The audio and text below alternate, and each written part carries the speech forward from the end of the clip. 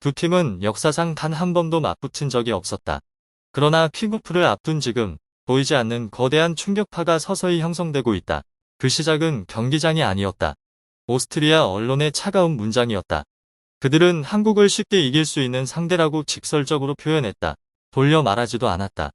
배려도 없었다. 그 한마디는 한국 축구 전체의 자존심을 정면으로 베어버린 칼날과 같았다. 불과 며칠 전까지만 해도 한국 대표팀은 새로운 전술 실험과 변화에 대한 기대를 안고 그라운드에 나섰다. 하지만 모든 것은 가장 잔인한 방식으로 무너져 내렸다. 코트디부아르전 0-4 패배는 단순한 패배가 아니었다. 브레이크 없는 추락이었다. 수비는 완전히 붕괴됐고 중원은 혼란에 빠졌으며 공격은 사실상 사라졌다. 한때 아시아의 자존심이라 불리던 팀이 믿기 힘들 정도로 나약한 모습으로 변해버렸다. 그리고 신뢰가 바닥까지 떨어진 그 순간 오스트리아는 거센 역풍처럼 등장했다.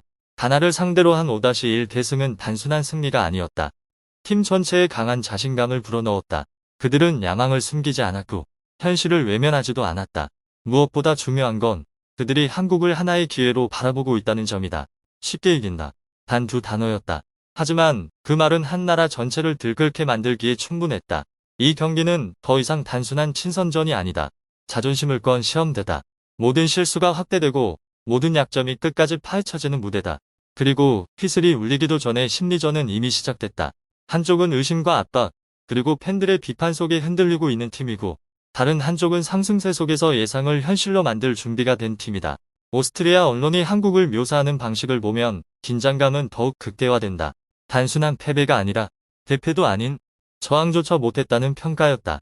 냉혹하고 잔인한 표현이었다. 마치 한국이 더 이상 상대가 되지 않는 팀인 것처럼. 그 문장들은 순식간에 퍼지며 한국 팬들의 분노를 폭발시켰고 동시에 선수들에게는 숨막히는 압박으로 돌아왔다. 어쩌면 가장 무서운 건 0-4라는 스코어가 아니다. 그 패배의 방식이다. 시스템 자체가 무너진 붕괴였다. 팀 전체가 방향을 잃은 순간이었다. 그리고 이제 그들은 최악의 상황 속에서 다음 경기에 나서야 한다. B는 치유의 공간이 아니다. 지금의 B는 거대한 무대와 같다. 더 이상 실험은 없다. 실수할 여유도 없다. 선택지는 하나뿐이다. 일어서느냐 아니면 무너지느냐. 아이러니하게도 이번이 두 팀의 첫 맞대결이다.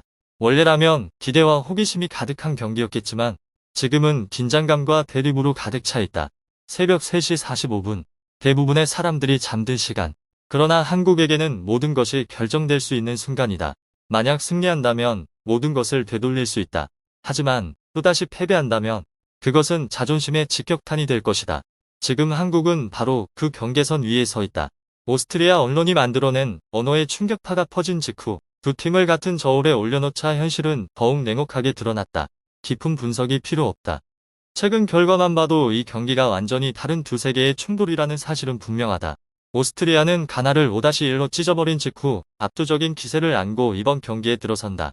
그것은 단순한 승리가 아니라 우리는 준비됐다는 선언이었다. 전술적으로도 심리적으로도 준비됐고 무엇보다 눈앞의 상대를 무너뜨릴 준비가 되어 있다. 그 경기에서의 오스트리아는 단순히 축구를 하는 팀이 아니라 완벽한 시뮬레이션을 수행하는 집단처럼 보였다. 조직적인 빌드업, 숨 쉴 틈 없는 전환 속도, 그리고 모든 슈팅에 담긴 승리에 대한 갈증이 느껴졌다. 이런 상태에 도달한 팀은 더 이상 실험하지 않는다. 자신의 위치를 증명하기 위해 뛴다. 그리고 그런 상황 속에서 한국은 등장 타이밍이 맞지 않는 팀처럼 보인다. 반면 한국은 완전히 반대의 모습을 보이고 있다. 다소 무너진 분위기다. 코트디부아르전 0-4 패배는 단순한 실점이 아니라 팀 구조의 깊은 균열을 드러냈다. 이는 운이 나쁜 패배가 아니라 전면적인 붕괴였다. 수비는 종이처럼 쉽게 뚫렸고 중원은 통제력을 잃었으며 경기 흐름을 잡지 못했다. 공격은 거의 보이지 않았다.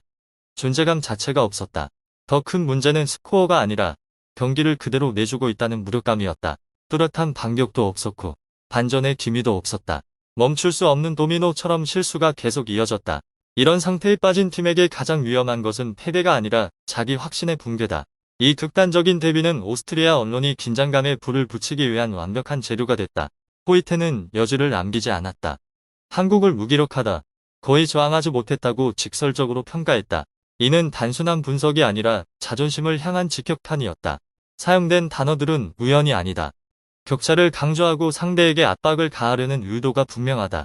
여기에 더해 비교적 쉬운 승리라는 전망은 경기 전 이미 결과가 정해졌다는 듯한 메시지였다. 다소 오만해 보일 수 있지만 그 자신감은 실제 경기력에 기반하고 있다. 이로 인해 한국은 더 위험한 상황에 놓였다.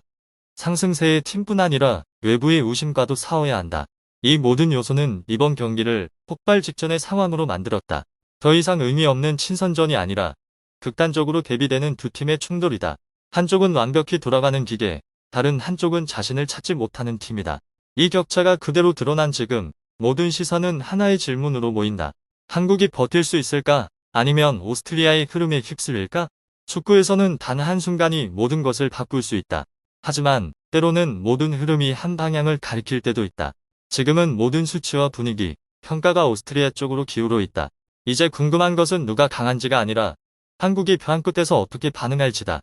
잃을 것이 없을 때 팀은 가장 위험해지거나 완전히 무너질 수 있다. 코트디부아르전 패배를 자세히 들여다보면 이는 단순한 한 번의 실수가 아니라 뭐 아니면 보식 전술 선택의 결과임을 알 수 있다. 월드컵을 위한 비밀 무기로 기대됐던 스리백은 오히려 양날의 검이 되었고 시스템이 어긋난 순간 그 칼날은 한국을 향해 되돌아왔다. 수비 뒤 공간은 얇은 얼음판의 균열처럼 드러났고 상대가 밟는 순간 그대로 무너졌다. 그리고 코트디부아르는 주저없이 그 약점을 파고들었다.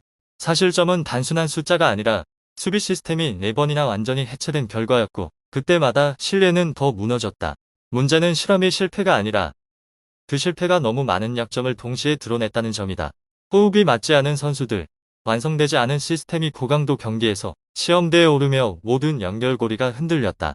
충분히 다듬어지지 않은 전술은 선택이 아니라 리스크가 된다.